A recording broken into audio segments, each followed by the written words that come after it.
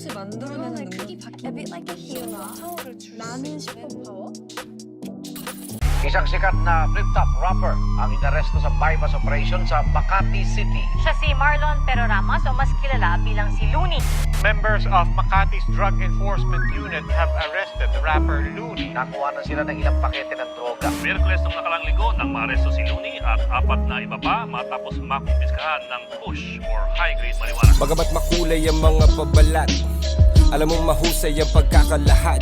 Mga tunay na ganap, isinulat ng parap. Kaya wag ka nang magulat kung magtutugma lahat. Sapagkat ito'y galing sa memorya, isang napaka-importante na istorya.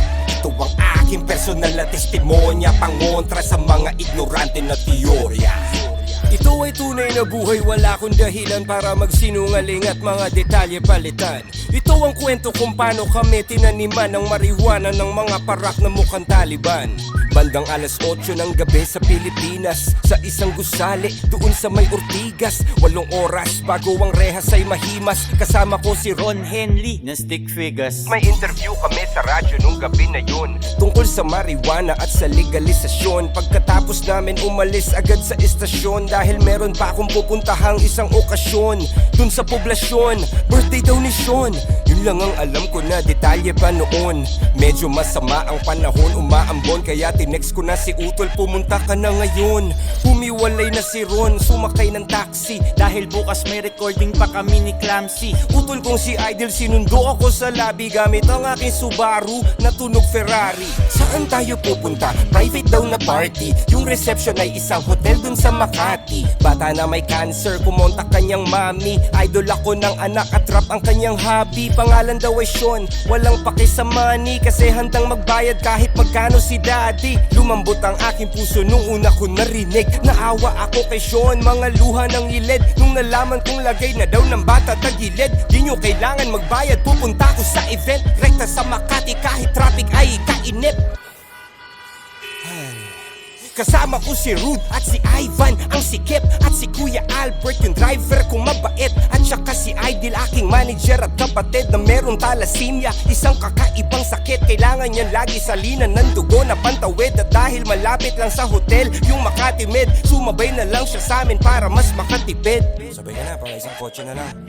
Yung katabi ko sa backseat, si Rude Boy at si Ivan.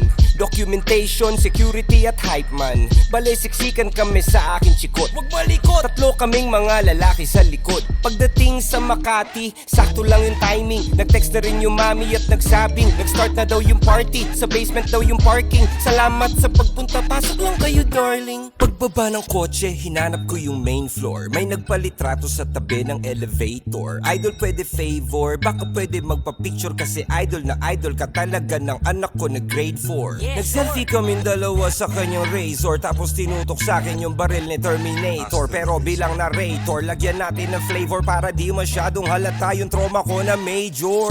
What the fuck? Nakakagulantang, sang katutak ng ninja cop sa amin ng tumambang. Parang Wu-Tang Clan, lampas 10 lumabas sa van. Pasensya na idol, napag-utusan lang. Humakbang pa atras at wala nang nagawa. Tinutukan ng bereta sa mukha, pinadapa, pinusasan, pilit pinapatingin sa baba. Mga bulsa namin isa-isa nilang kinapa.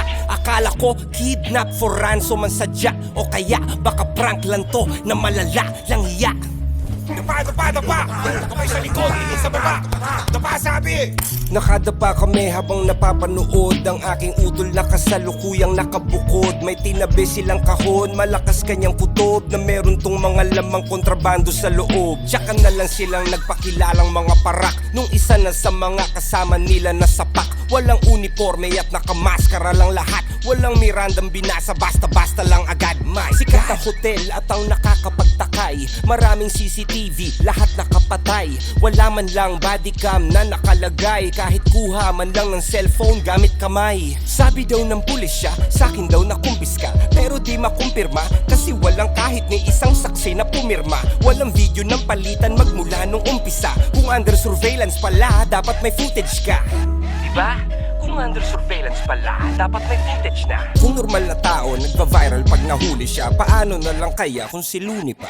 Nung nasagot ko yung pideya at aking kinundina, mga ulo nila biglang nagkaroon ng bumbilya. Para ma-promote sa pwesto, ako ang pinuntirya ng mga ninja cops na gustong magbida-bida. Diba? Bigla silang nakaisip ng ideya, kasi napanood nila yung live ko sa pideya. Nung binan nila yung kantang Amats dahil sa tema, pero Maria Hiwaga ni Sasa, walang problema. Aba punyeta, talamak na ang taniman.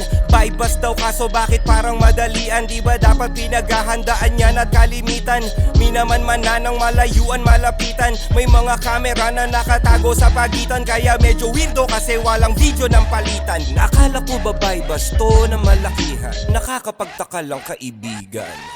Gusto mong maintindihan at mabatid? Gamitin mo lang ang sentido kumon kapatid. Para sa 100,000 magpapakaastig, kayang-kaya ko yung kitain ng triple 1 gig. At kung pusher man ako ng sinasabi nilang weed, bakit naman ako pa mismo maghahatid? Hindi nga ako lumalabas ng bahay tsaka bi.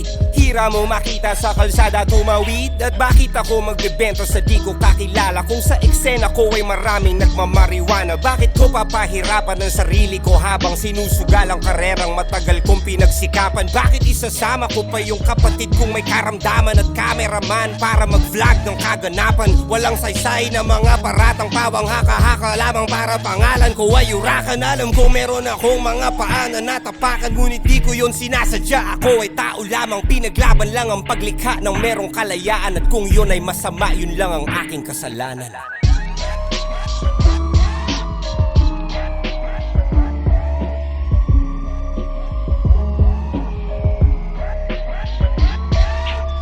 Authorities seized 15 packs of high-grade marijuana from Peroramas. The rapper is denying the allegations against him. He says he may have been framed.